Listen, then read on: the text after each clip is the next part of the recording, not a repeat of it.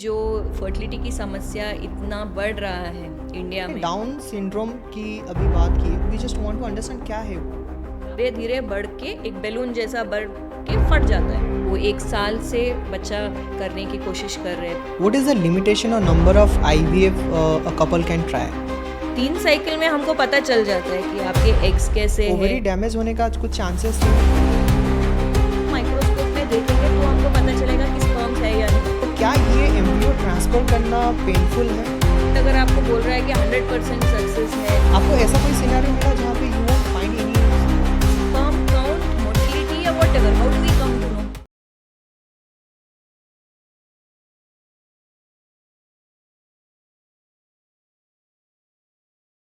Do you want to win up to 50,000 Amazon voucher? Then please watch our episode 5 part 1 part 2. उसके लिए हम target देते हैं कि पार्ट 1 पार्ट 2 मिला के 10,000 लाइक आना चाहिए। चैनल सब्सक्राइब कीजिए एंड कमेंट पे लिखिए #द सुजीत कुमार शो। बाकी डिटेल्स आपको मिल जाएगा डिस्क्रिप्शन में। Thank you, good luck. Hello, Dr. Sneha. Thank you so much for coming to my show. Before you start, I would say thank you so much for waiting for a long time. And but before we start, would like to know कि आपके बारे में, आपके speciality के बारे में, आपका experience के बारे में, if you can just brief, it would be helpful. Thank you for having me and मैं ऑलमोस्ट 14 ईयर्स से स्पेशलाइज्ड डॉक्टर हूँ, एक गायनाकोलॉजिस्ट और ऑब्स्टेट्रिशियन हूँ जो फर्टिलिटी समस्याओं में स्पेशलाइज करती हूँ। तो I work as a clinical director and chief fertility specialist in HSR layout. सेंटर का नाम है वृक्ष फर्टिलिटी। तो हम ऑलमोस्ट 2 साल से मैं वहाँ पे काम कर रही हूँ एंड हमारा मेन गोल ये है कि जो फर्टिलिटी की समस्या इतना बढ़ रहा है इंडिया में, तो वो सभी लोग अफोर्ड नहीं कर सकते। सो हमारा गोल ये है कि हम फर्टिलिटी ट्रीटमेंट्स को बहुत accessible and to a certain extent affordable बनाने की कोशिश कर रहे हैं। उस पर बिल्कुल आएंगे, how can we make it accessible, but before that हम लोग ये समझने की बेसिक से बेसिक कुछ चीज़ें समझने की कोशिश करेंगे। IVF है क्या, इसका प्रोसेस है क्या, how to start, where it ends, क्या है IVF? सी एक्चुअली सबसे पहली बात यह है कि कोई भी फर्टिलिटी की प्रॉब्लम से कोई भी कपल अगर सफ़र हो रहा है, वो 1 साल से बच्चा करने की कोशिश कर रहे हैं, प्लान कर रहे हैं, कोई भी कॉन्ट्रासेप्शन यूज़ नहीं कर रहे हैं, मतलब गर्भ निरोधक कोई भी मेथड लाइक कॉन्डम्स या कॉन्ट्रासेप्टिव टैबलेट्स या ऐसा कुछ भी यूज़ नहीं कर रहा है, and that couple is trying to plan for pregnancy, लेकिन फिर भी उनको 1 साल कोशिश करने पर भी बच्चा नहीं हो रहा है, तो वो फर्टिलिटी डॉक्टर के पास आएंगे। ये अगर बीवी को महीना महीना पीरियड बराबर हो रहा है और उसकी उम्र 35 ईयर्स से कम है तो ही ये लागू होता है। अगर 35 ईयर्स से ज़्यादा उम्र है तो सिर्फ 6 महीने तक उनको ट्राई करना है और फिर डॉक्टर को मिलना है। या अगर उनको कोई BP, शुगर, थायराइड की कोई प्रॉब्लम है तो इमीडिएटली डॉक्टर को मिलना है। और जब आप डॉक्टर के पास आओगे, ये नहीं है कि कोई भी फर्टिलिटी प्रॉब्लम का ट्रीटमेंट सिर्फ IVF है। This is not the only procedure. No. So IVF हम सिर्फ सर्टेन सेक्टर्स, सर्टेन इंडिकेशंस, अगर कुछ प्रॉब्लम है तो हम बोलेंगे उस प्रॉब्लम के हिसाब से कि क्या ट्रीटमेंट करना है। तो फर्टिलिटी ट्रीटमेंट्स में से एक ट्रीटमेंट होता है IVF। तो IVF मतलब इन विट्रो फर्टिलाइजेशन। तो उसमें हम क्या करते हैं वो समझने से पहले हमको समझना है कि नॉर्मल क्या होता है औरतों के बॉडी में। हर महीना एक अंडा रिलीज होता है। हमारे गर्भ है, गर्भ के बाजू में 2 ओवरीज हैं, अंडाशिला बोलते हैं। जो ओवरीज के अंदर छोटे छोटे राउंड वाटर बबल जैसा फॉलिकल होता है, वो फॉलिकल के अंदर अंडा है, तो हमको अंडे नहीं दिखते हैं। सो हम जब स्कैन करते हैं हमको सिर्फ गर्भ दिखेगा, बाजू 2 ओवरीज दिखेंगे, ओवरीज में राउंड से फॉलिकल्स दिखेंगे। तो हर महीना जब मावरी होती है, पीरियड जब होता है एक औरत को, उस दिन से एक फॉलिकल धीरे धीरे बढ़ के एक बैलून जैसा बढ़ के फट जाता है, उसको ओव्यूलेशन बोलते हैं। उस टाइम पे अगर एक कपल सेक्सुअली एक्टिव है तो तभी जो ये स्पर्म्स है, स्पर्म स्विम करके जाके शुक्राणु अंडे को मिलेंगे और वो अंडा वापस आके गर्भ में बैठेगा। तो इसको हम नॉर्मल प्रेगनेंसी का वे बोलते हैं। तो बाकी के फॉलिकल्स क्या होते हैं, वो सब मर जाते हैं। अगला महीना जब उसको अगर प्रेगनेंसी नहीं हुआ, पीरियड आया, तो फिर नया बैच आएगा फॉलिकल्स का। तो आईवीएफ में हम क्या कर रहे हैं, हम ये सारे स्टेप्स को एग्जैजरेट कर रहे हैं। तो माहवारी का दूसरा तीसरा दिन से हम वो औरत को 10 दिन इंजेक्शन देते हैं और 4 दिन में एक बार आपको बुलाते हैं स्कैन में देखने के लिए कि सारे फॉलिकल्स अच्छे से बढ़ रहे हैं या नहीं। उन बॉडी के रिस्पॉन्स के हिसाब से हम इंजेक्शन का डोज शायद बढ़ाएंगे या शायद कम करेंगे। जब ये सारे फॉलिकल्स बड़े हो जाए तब हम उनको एग पिकअप के लिए पोस्ट करते हैं। अभी आपको समझना ये है कि मर्दों को फॉर मेन सीमन सैंपल होता है, इधर वो हस्तमान से मैस्टरबेशन से रहने दीजिए या कुछ भी रहने दीजिए, वो सीमन सैंपल को माइक्रोस्कोप में देखेंगे तो हमको पता चलेगा कि स्पर्म्स है या नहीं। औरतों को कुछ सैंपल नहीं है। You're talking about sperm counts. Sperm count, motility या whatever, how do we come to know? Only when we look at the semen sample, हम माइक्रोस्कोप के नीचे देखेंगे तो ही हमको दिखता है। औरतों को कोई एक सैंपल नहीं है। ये जो फॉलिकल्स को आईवीएफ इंजेक्शंस के द्वारा हमने बड़ा किया है, उसको हम अंडर एनेस्थीसिया एक छोटा सा नीडल के थ्रू वेजाइनली जाके उस फॉलिकल के फ्लूइड को निकालेंगे और माइक्रोस्कोप में देखेंगे कि अंडा है या नहीं। तो ये जो अंडे हमको दिख रहे हैं, एक एक अंडे में एक एक स्पर्म डालते हैं और उसको इंक्यूबेटर्स में रख के 3 दिन तक हम एम्ब्रियोलॉजी लैब में ग्रो करते हैं। जो वो एम्ब्रियो बनता है, उस एम्ब्रियो को आप फ्रीज करके रख सकते हो, या तो आप 10 साल तक फ्रीज करके रख सकते हो। जब भी आपको चाहिए तब हम एम्ब्रियोज निकाल के औरत की गर्भ के अंदर एक छोटे से कैथेटर के द्वारा रख सकते हैं, उसको एम्ब्रियो ट्रांसफर बोलते हैं। तो ये सारा प्रोसीजर जो है, from the point of starting injection, giving injections, collecting the egg, selecting the best sperm, putting the sperm inside the egg, and जो हम एम्ब्रियो को ग्रो कर रहे हैं और उस एम्ब्रियो को गर्भ में रख रहे, ये सब प्रोसीजर को हम एक ब्रॉड टर्म आईवीएफ बोल के बोलते हैं। तो अब जो बोल रहे हैं कि एम्ब्रियो को फ्रीज करने के लिए, राइट, सो यू सेड 10 साल तक भी फ्रीज कर सकेंगे। Is there any time limit और like there is no such time limit? 10 साल तक गवर्नमेंट के रूल के हिसाब से हम फ्रीज करके रख सकते हैं। जब भी चाहिए तब हम एम्ब्रियोज को फ्रीजिंग से निकाल के डाल सकते हैं। ऐसा नहीं है कि ज़्यादा देर फ्रीज किया तो कुछ प्रॉब्लम होगा, ऐसा कुछ भी नहीं है। So is there any ideal candidate or is there any such cases जहाँ पे we cannot go for IVF, or if we are going for IVF, what are all those scenarios? See, basically IVF किसको करते हैं? अगर कोई major problem है तो ही। अगर एक कपल आ रहे हैं और हम उनका पहले बेसिक फर्टिलिटी टेस्ट करते हैं, उनका बेसिक हेल्थ कैसा है, कोई थायराइड का प्रॉब्लम है, शुगर का प्रॉब्लम है, उस वजह से क्या नहीं हो रहा है, तो पहले हम उसको करेक्ट करते हैं। दूसरा है कि हम अंडे, जो मैंने अभी आपको समझाया कि औरतों को फॉलिकल्स होते हैं, उसके अंदर अंडा है या नहीं हमको कैसे पता चलेगा? तो जैसे थायराइड के लिए हम थायराइड का टेस्ट करते हैं, वैसे फर्टिलिटी के लिए औरतों में AMH टेस्ट होता है, एंटी मुलेरियन हार्मोन। तो ये टेस्ट करने से हमको पता चलेगा कि क्वालिटी ऑफ एग्स कैसे है, उसके अंदर अंडा है या नहीं और उसका क्वालिटी कैसा है। हस्बैंड के लिए हम बोलते हैं कि आप सीमन एनालिसिस टेस्ट कराइए, जिसमें हमको पता चलेगा कितने स्पर्म्स है, काउंट कैसा है, आगे बढ़ने वाला शक्ति, एटलीस्ट 30% स्पर्म्स को आगे बढ़ने वाली शक्ति, मूवीज़ में जैसे दिखाते हैं स्विम करके जाना चाहिए, वैसे आगे बढ़ने वाली शक्ति एटलीस्ट 30% स्पर्म्स को होना चाहिए। तो ये थोड़े बेसिक टेस्ट, सीमन एनालिसिस, औरतों का AMH, दोनों का बेसिक हेल्थ से हमको पता चलता है कि इफ़ यू कैन एक्सप्लेन थोड़ा डिटेल में आगे आने वाला शक्ति जो आप बोल रहे हैं, व्हाट इज दैट? आगे आने वाला शक्ति, you are saying right, the 30% that the number that you are fertility। what if you want to explain in a layman concept, क्या है? सी नॉर्मली जब एक हस्बैंड और वाइफ या एक कपल जब प्रेगनेंसी प्लानिंग की कोशिश करते हैं, जब वो सेक्सुअली एक्टिव रहते हैं, तभी स्पर्म्स जो है वो डिपॉजिट होते हैं वेजाइना में। वहाँ से वो स्विम करके अंडे को मिलने के लिए उनको ट्यूब्स में जाके मिलना पड़ता है। तो अंडा और स्पर्म जो है वो फेलोपियन ट्यूब्स, गर्भ के बाजू, जैसे हमारे 2 हाथ है वैसे ही गर्भ के बाजू 2 छोटे से ट्यूब्स होते हैं जिसको हम फेलोपियन ट्यूब्स बोलते हैं। वहाँ पे अंडा और स्पर्म मिलता है। तो the sperm has to swim, आगे बढ़ने वाली शक्ति उसको होनी चाहिए। कुछ स्पर्म्स होते हैं जो डेड रहते हैं, कुछ स्पर्म्स वहीं मूवमेंट रहता है। तो हमको चाहिए कि स्पर्म्स ज़्यादा हो, तो कट ऑफ है कि एटलीस्ट 15 मिलियन पर ml ऑफ सीमेन में रहना चाहिए, नहीं तो पूरा एजैकुलेट में एटलीस्ट 39 to 40 मिलियन स्पर्म्स होना चाहिए। इनमें से एटलीस्ट 30-40% स्पर्म्स आगे बढ़ने वाले स्पर्म्स रहना चाहिए। तो ये स्पर्म्स की संख्या अगर बहुत कम है या ये आगे बढ़ने वाली शक्ति भी बहुत बहुत कम है तो हम उनको आईवीएफ करते हैं।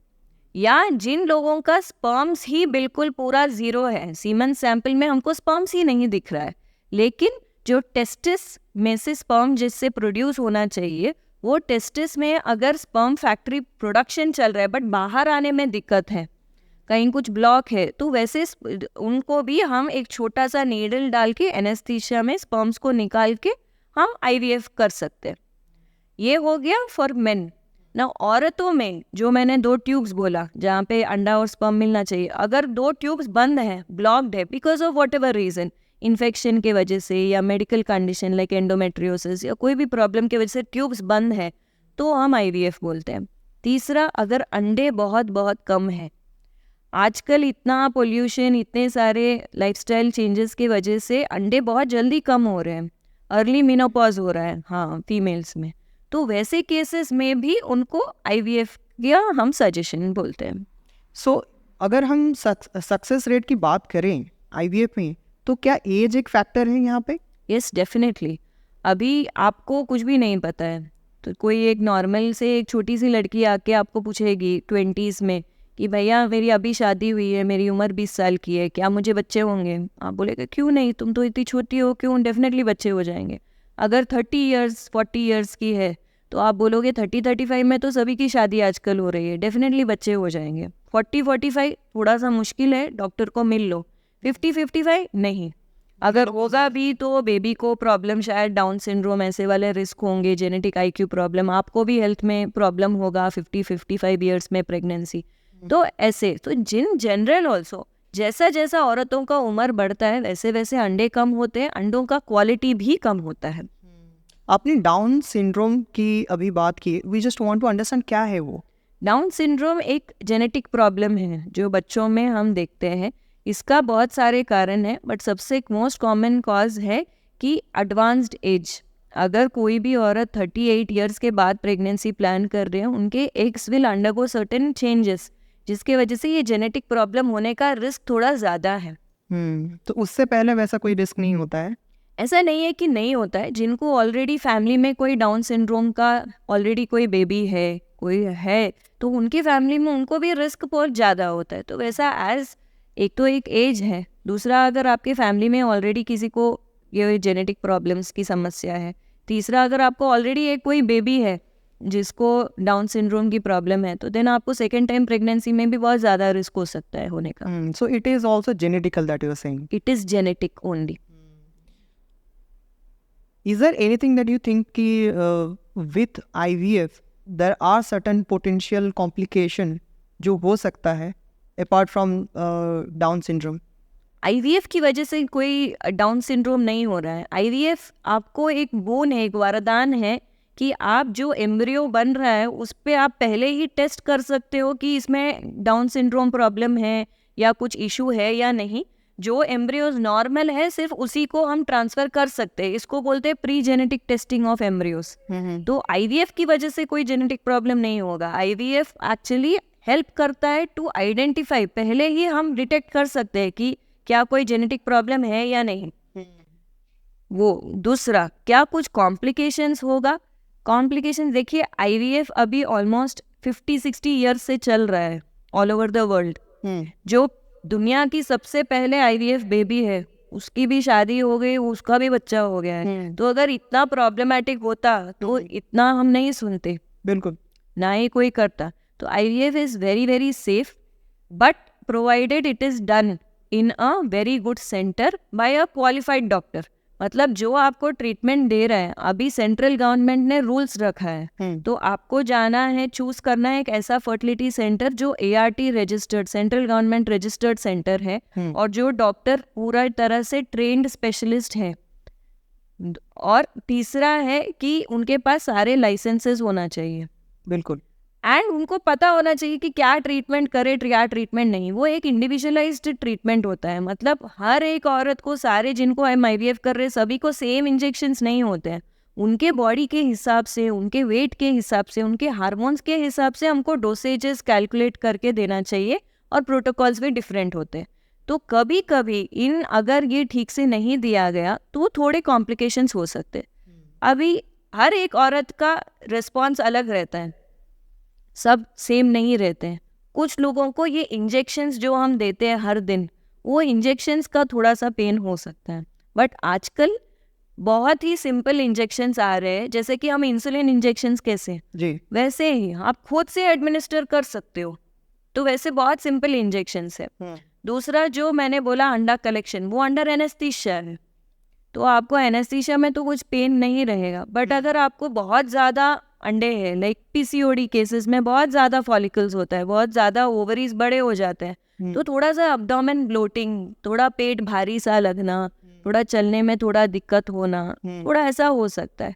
चौथा, थोड़ा सा उनको वेट गेन जैसा, मतलब वाटर रिटेंशन की वजह से थोड़ा वेट गेन मेरा वेट थोड़ा 1-2-3 किलो बढ़ गया है, ऐसा उनको लग सकता है। ये सारा आपको सिर्फ टेम्पररी है, सिर्फ वो 2-3 दिन के लिए। जब एक बार आपको पीरियड वापस आ जाएगा तब पूरा फिर से नॉर्मल हो जाएगा।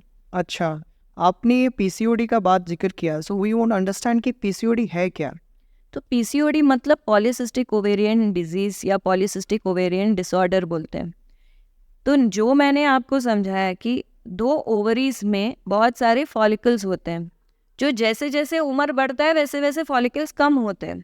कुछ औरतों में ये फॉलिकल्स बहुत ज़्यादा होते हैं, पॉली मतलब बहुत, तो पॉली ओवेरियन सिस्टिक सिंड्रोम मतलब बहुत ज़्यादा फॉलिकल्स ओवरीज में दिखना, उसको हम पॉलीसिस्टिक बोलते हैं। तो इनमें क्या होता है, जो मैंने महीना महीना बोला कि एक फॉलिकल बढ़ के फट जाता है, ओव्यूलेशन होता है, ये फॉलिकल्स जो है अगर बहुत ज़्यादा है तो थोड़े जिद्दी हो जाते हैं।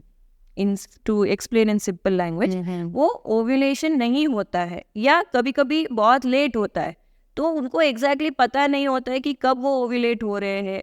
अगर महीना महीना बराबर हो रहा है तो कपल्स विल नो कि ओके, मे बी पीरियड के बीच में if they are sexually active, fertile window, chances ज़्यादा है कि प्रेगनेंसी होने का। पीसीओडी में ये बहुत कम चांसेस होता है, क्योंकि वो ओव्यूलेट ही नहीं कर रहे या फिर बहुत लेट ओव्यूलेशन हो रहा है। तो ये क्यों होता है? क्योंकि उनमें सिवियर हार्मोनल इम्बैलेंस होता है, तो इसको हम पीसीओडी बोलते हैं। इनमें बहुत कॉमन है कि उनको अनवांटेड हेयर रहना, थोड़ा वेट गेन, ओबेसिटी का प्रॉब्लम रहना, पीरियड्स इरेगुलर रहना, या उनको बच्चा कंसीव होने में दिक्कत होना। Okay. Coming back to IVF, can IVF leads to multiple pregnancies? If somebody, let's say, have one child, फिर और एक चाहते हैं, is that possible? Yes. तो नॉर्मली क्या होता है, जब हम IVF का सक्सेस रेट पहले इज ओनली 50-60% वर्ल्ड वाइड।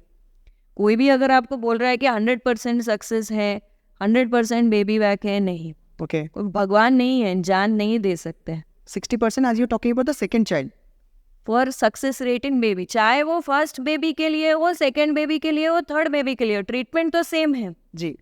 अगर अंडा अच्छा है, स्पर्म हम डाले वो अच्छा है, एम्ब्रियो बहुत अच्छा है जिसमें हम डाल रहे, गर्भ अच्छा है, तो then the chances of getting pregnant is somewhere at least around 60-70% maximum. अगर सब अच्छा है तो 60% is the cut off.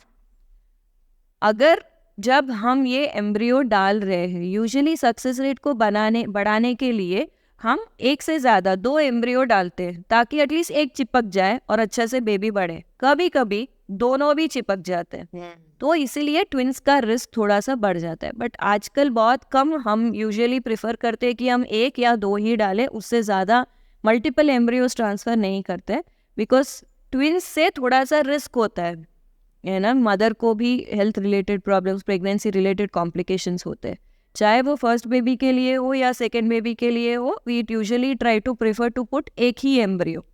So but somebody can choose कि अगर मुझे ट्विंस चाहिए नहीं चाहिए, so we can accordingly we can make that. Choose कर सकते हैं जिनके पास, जैसे आपने बोला ऑलरेडी एक बच्चा है, हाँ, उनको अभी ट्विंस नहीं चाहिए, वो रिस्क भी नहीं लेना चाहते, तो उनको हम एक ही ट्रांसफर, एक ही एम्ब्रियो डालते हैं, ताकि वो चिपका तो एक ही चिपकेगा।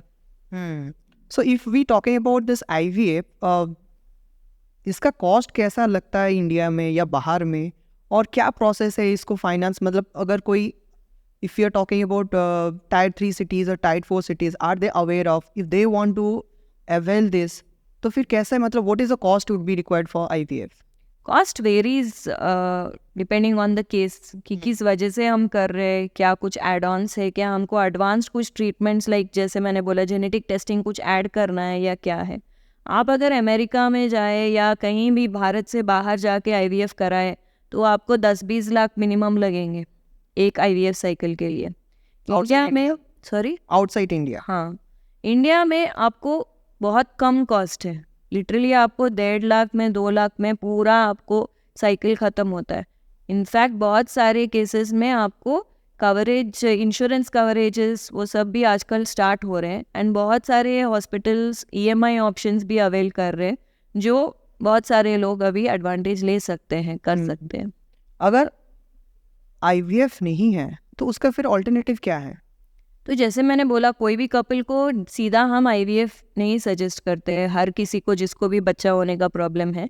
अभी कुछ लोगों को लाइक मेल पार्टनर्स को अगर स्पर्म काउंट थोड़ा सा कम है, बहुत कम नहीं है, मिनिमम 15 मिलियन पर ml रहना चाहिए। अगर 10 मिलियन 10 to 15 ml के बीच में है, मिलियन के बीच में है, 10 to 15 मिलियन स्पर्म्स पर ml में है, तो तब उनको हम एक सिंपल ट्रीटमेंट IUI बोलते हैं, इंट्रा यूट्राइन इंसेमिनेशन। मतलब वाइफ का जब ओव्यूलेशन का टाइम है, जो हम स्कैन के द्वारा चेक करते रहते हैं, जब एक बार ओव्यूलेशन हमको समझ में आ जाता है कि फॉलिकल्स का साइज ऑलमोस्ट रेडी है, अभी वो फॉलिकल फटने वाला है और अंडा रिलीज होने वाला है, उस टाइम पे हम हस्बैंड को बोलते हैं कि आप सीमेन सैंपल हॉस्पिटल में दीजिए, उसको हम प्रोसेस करेंगे, सारे डेड स्पर्म्स को निकाल देंगे, इन्फेक्शंस को निकाल देंगे और अच्छे मोटाइल स्पर्म्स को बीवी के गर्भ के अंदर एक छोटे से कैथेटर द्वारा अंदर डिपॉजिट करते हैं। इसको हम बोलते हैं IUI या इंट्रा यूट्राइन इंसेमिनेशन। तो कभी कभी ये सिंपल सा ट्रीटमेंट IUI ही काफ़ी है बहुत सारे लोगों को प्रेग्नेंट होने के लिए, सभी को IVF की ज़रूरत नहीं पड़ती। आपने बताया एग रिट्रीवल के बारे में, राइट? और कितना टाइम लगता है? Is it painful? How is it? So egg retrieval जो है, मतलब अंडा कलेक्ट करना, निकालना फॉलिकल का फ्लूइड, वो अंडर एनेस्थीसिया होता है।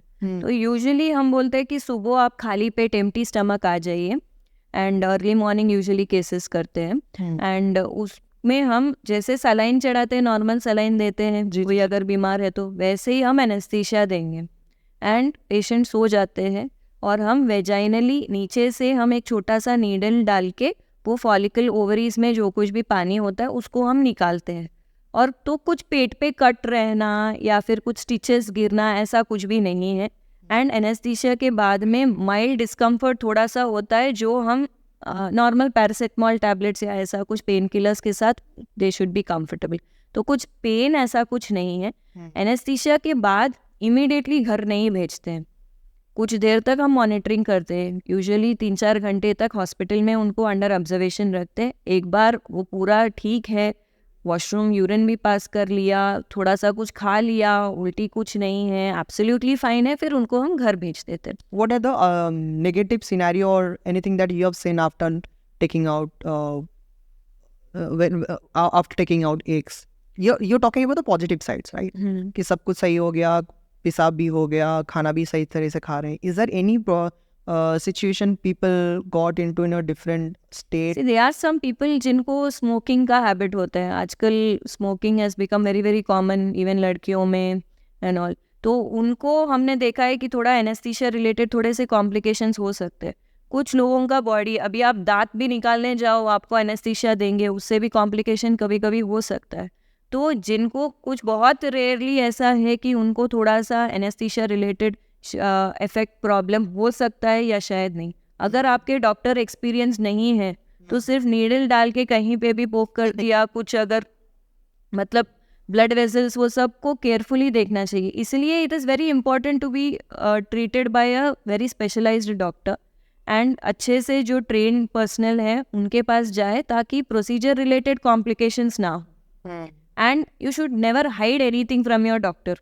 अगर आप कोई ड्रग्स कर रहे हो या कुछ स्मोकिंग कर रहे हो या कुछ है तो आपको अपफ्रंट बोलना चाहिए ताकि डॉक्टर्स भी प्रिपेयर्ड रहे कि क्या कॉम्प्लिकेशंस हो सकता है और उसको हम कैसे अवॉइड करें। So more you're talking about drugs and cigarette and all those things. Apart from tobacco, alcohol, What else? Not necessarily only this. Everything from compare to, आप अभी जस्ट देखो कि 10 साल पहले क्या आप इतना सुनते थे फर्टिलिटी इश्यूज, नहीं। ये सब नहीं ना, क्योंकि अभी 10 साल में ही आप देख लो खाने में भी इतना पेस्टिसाइड्स, आज के चावल में 10 साल पहले के चावल में कितना डिफरेंस है ना, और पोल्यूशन कितना बढ़ गया है. yesterday I think we were reading कि Delhi has become the most polluted city in the entire world. तो इतना कुछ हमारे लाइफ में चेंजेस हो रहा है. कोविड आया है, कोरोना आया, उस वजह से भी बॉडी में चेंजेस हो रहे हैं. Plus definitely lifestyle factors, it is become so much accessible ना, स्मोकिंग, अल्कोहल, ड्रग्स, इतना सारा आउटसाइड फूड इनटेक. पहले बचपन में कितना बाहर खाते थे, कभी तो एक बार. अभी with the Zomato, Swiggy and all these online portals available, ease of access of outside food भी बहुत ज़्यादा हो गया है. ट्रू. तो उस वजह से सबका लाइफस्टाइल चेंज हो रहा है. और एक्सरसाइजेस, कुछ लोग बिल्कुल कुछ भी नहीं करते, सिर्फ डेस्क जॉब है ना. आईटी रिलेटेड पीपल स्पेशली, उनका स्लीप हैबिट्स आप देखें ना, नींद ठीक से रहता है, नाइट शिफ्ट्स करना वो ये रहता है. And at the other extreme कुछ लोग ओवर हेल्दी हो जाते हैं. ओवर हेल्दी क्या? बहुत ज़्यादा एक्सरसाइज करना, बहुत ज़्यादा वेट लिफ्टिंग करना, सडन वेट लॉस हो जाना, that also is not good. Okay. You have to, कुछ भी लाइफ में मॉडरेशन में करना चाहिए, बैलेंस्ड होना चाहिए. हाँ. तो ये सारी चीज़ों की वजह से फर्टिलिटी रेट्स भी डिक्लाइन. दो हम आज अभी कम्पीट कर रहे हैं कि हम वर्ल्ड्स मोस्ट पॉपुलस कंट्री बन रहे हैं, बट फिर भी हमारा पॉपुलेशन बढ़ रहा है, at the same time fertility rate बहुत कम हो रहा है. तो जो पॉपुलेशन हमारा है उसमें फर्टिलिटी रेट्स जिस तरह से ग्रो होना चाहिए उस तरह से नहीं हो रहा है. तो we are ending up with having all elders, but जितना फर्टाइल पॉपुलेशन अच्छे से अभी बच्चों का होना चाहिए वो ग्रोथ रेट बहुत कम है. अच्छा, आप एग रिट्रीवल की बात कर रहे हैं, वहाँ पे ओवरी डैमेज होने का कुछ चांसेस है? If it is done by a good doctor who is a trained specialist doctor, there is no damage. There is no chance of ovary damages or there is no chance of... small prick. आपको अभी हम खून निकालते हैं तो एक छोटा सा prick से निकालते हैं तो आपका स्किन जो है वो हील हो जाता है ना, वो भी वैसा ही, वो एक छोटा सा नीडल का prick होता है जो हील हो जाता है. There won't be any bleeding or everything. If you do it properly, who knows what who is doing, जो कर रहे हैं उनको अगर पता है क्या कर रहे हैं तो नहीं. Is it normal to retrieve egg from every follicle? Not necessarily. Again, it depends. जैसे मैंने समझाया कि AMH हमको बोलता है कि एग का क्वालिटी कैसा है. कभी कभी केसेस होते हैं कि हमको 1-2 फॉलिकल दिख रहा है जिनका AMH 0.3 है या 0.4 है, उनमें हम इंजेक्शंस देते हैं, फॉलिकल बढ़ता है. बट जब हम जाके फॉलिकल का फ्लूइड निकालते हैं, कभी कभी अंडा ही नहीं रहता है या डीजेनरेटेड एग रहता है, बिल्कुल, मतलब उस अंडे को हम यूज़ नहीं कर सकते. तो वैसे वाले केसेस भी है. कभी कभी हमको बहुत अच्छे एग्स मिलते हैं. तो ये हमको आइडिया पहले ही होना चाहिए ना कि क्या हमको अंडे मिलेंगे या नहीं मिलेंगे या क्या है, कितना चांस है. वो AMH ब्लड टेस्ट हमको गाइड करता है कि ओके ये पेशेंट में हम इतना एक्सपेक्ट कर सकते हैं कि ऐसे एग होगा. तो नंबर ऑफ फॉलिकल्स, फॉलिकल के आजू बाजू ब्लड फ्लो कैसा है और उसका AMH कैसा है, वो हमको थोड़ा सा एक इंडिकेशन देता है पहले ही कि अच्छा इस पेशेंट का हमको शायद इतने अंडे मिलेंगे और इसका क्वालिटी अच्छा रहेगा. आपको ऐसा कोई सिनेरियो मिला जहाँ पे you won't find any eggs? Yes, there are cases. उसको हम बोलते हैं एम्प्टी फॉलिकल सिंड्रोम. तो एम्प्टी फॉलिकल सिंड्रोम में जब हम जाके अंडे को, फॉलिकल्स को निकालते हैं, फॉलिकुलर फ्लूइड को, और अंडे के लिए स्क्रीन करते हैं, कभी कभी अंडे नहीं रहते. वो कंडीशन होता है एम्प्टी फॉलिकल सिंड्रोम. इसकी 2 वजह होती है. एक, अगर आपने इंजेक्शन ठीक से लिया नहीं है. दूसरा होता है ये एक जेनेटिक प्रॉब्लम कि आपको वो एक ऐसा प्रॉब्लम है कि आपको उसमें अंडे नहीं है. एम्ब्रियो क्या है? एम्ब्रियो मतलब एग और स्पर्म जब हम साथ में डालते हैं उसको, वो एक दिन नेक्स्ट डे जब हम चेक करते हैं वो 2 सेल का बनता है, वो डिवाइड होता है. फिर तीसरे दिन 4 सेल, ऐसा वो बढ़ बढ़ के एक एम्ब्रियो बनता है. वो एम्ब्रियो जब हम गर्भ में डालेंगे वो बैठ के वो एक बच्चा फ्यूचर में बनेगा, उसको हम एम्ब्रियो बोलते हैं. Embryo is the first step, उसके बाद में फीटस बनता है, बच्चा बनता है. मतलब लेमैन कॉन्सेप्ट में बोल सकते हैं एक छोटा सा बीज, हाँ, kind of seed, yes, generate होगा, राइट? Seed of life. तो क्या ये एम्ब्रियो ट्रांसफर करना पेनफुल है? नहीं, it's a very painless procedure, जिनको कुछ एनेस्थीसिया की भी ज़रूरत नहीं है। हम नॉर्मली औरतों को बोलते हैं, सो एम्ब्रियो ट्रांसफ़र के लिए हमको क्या चाहिए कि गर्भ का लाइनिंग अच्छा हो, ब्लड फ्लो अच्छा हो। हमको कैसे खाना चाहिए, पानी चाहिए, एक छत चाहिए। हम रोड पे ज़्यादा बिना बारिश में बिना खाना पानी के ज़्यादा देर तक नहीं बैठ सकते। ये भी वैसा ही, यूट्रस भी अच्छा रहना चाहिए, अच्छा बच्चा बैठने के लिए कुशन अच्छा, लाइनिंग अच्छा रहना, ब्लड फ्लो अच्छा रहना, तभी हम एम्ब्रियो को एक छोटे से कैथेटर में लोड करके अंडर एनेस्थीसिया, अगर पेशेंट को बहुत तकलीफ है, मतलब कुछ पेशेंट बहुत एंग्शियस होते हैं, उनको हम एनेस्थीसिया दे सकते हैं। बट 90% ऑफ द केसेस को एनेस्थीसिया की ज़रूरत नहीं है। बिल्कुल एक छोटे से कैथेटर में वेजाइना के द्वारा हम नीचे से जाके एम्ब्रियोज को रख देते हैं। तो once this process is done, what is the recommended bed time कि आपको इतना रेस्ट करना चाहिए? एम्ब्रियो ट्रांसफ़र के बाद यूजुअली हम उस दिन, जिस दिन किया है, we usually tell to be on rest for that particular day.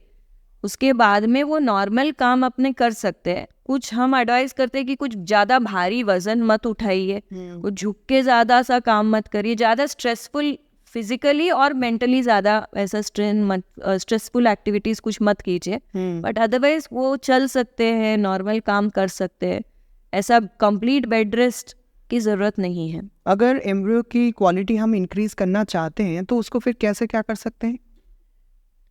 C as such, अगर एम्ब्रियोज का क्वालिटी, मतलब आपको एग का क्वालिटी या स्पर्म का क्वालिटी पे काम करना है, तभी आपका एग और स्पर्म एम्ब्रियो अच्छा रहेगा। तो डेफिनेटली ओवरऑल अपना लाइफस्टाइल इंप्रूव करने की कोशिश कीजिए। अच्छा बैलेंस्ड न्यूट्रिशनल फूड खाना चाहिए। दूसरा, एटलीस्ट दिन में 1 घंटा एक्सरसाइज कीजिए। तीसरा, आपको अच्छी तरह से नींद भी पूरी करनी है, एटलीस्ट 6 से 8 घंटा आपको सोना है। तो ये थोड़े से आप लाइफस्टाइल चेंजेस अगर करेंगे तो थोड़ा बहुत एग का क्वालिटी या स्पर्म का क्वालिटी इंप्रूव हो सकता है, जो एट द एंड आपका एम्ब्रियो क्वालिटी भी इंप्रूव करने में हेल्प करेगा। What is frozen embryos then? Embryos को अगर हम फ्रीज करके रख रहे हैं, उसको frozen embryo. It's the same process जैसे आपने बताया कि will push it to vagina, the same process that you said, right? The embryo formation process is the same. There won't be any reduce or deduction of quality of the embryo if you are freezing it. नहीं, बिल्कुल नहीं। बिल्कुल नहीं। Once the IVF is done, तो उसके कितने दिन के बाद या कितने वक्त के बाद प्रेगनेंसी टेस्ट किया जा सकता है? नॉर्मली हम जिस दिन एम्ब्रियो ट्रांसफ़र करते हैं उस दिन से 15 दिन, मतलब 2 हफ्ते का हम वेट करने के लिए बोलते हैं। उसके बाद में हम ब्लड टेस्ट के लिए बोलते हैं, ताकि हमको अर्ली प्रेगनेंसी भी डिटेक्ट हो जाए। तो 15 दिन के बाद में usually beta HCG blood test बोलते हैं, वो ब्लड टेस्ट हम करते हैं। तो ऐसा कोई सिनेरियो है जो कि एज यू सेड कि 2 दिन के बाद हम करते हैं? Is there any scenario where we got somewhere like it got एक हफ्ते, ओके 2 वीक्स आफ्टर। आज अगर ट्रांसफ़र किया तो 2 हफ्ते बाद, 15 दिन के बाद में हम प्रेगनेंसी टेस्ट करते हैं। What about the 2 days that you said? What 2 days? You said na once we put the embryos, then after 2 days you said something. 2 weeks. 2 weeks. Okay. What is the limitation or number of IVF a couple can try? There is as such no limitation. Government has not told कि आप एक ही IVF कर सकते हो या 5 IVF कर सकते हो, ऐसा कुछ भी नहीं है। आपको जितने बार चाहिए आप उतने बार कर सकते हो। But usually as doctors we tell maximum you can try is up to 2 or 3 cycles. 3 cycle में हमको पता चल जाता है कि आपके एग्स कैसे हैं, एम्ब्रियोज कैसे हैं, कि आपको हो रहा है नहीं हो रहा है। उस हिसाब से we will tell that maximum you can try is up to 3 cycles. उससे ज़्यादा वी यूजुअली डोंट रिकमेंड।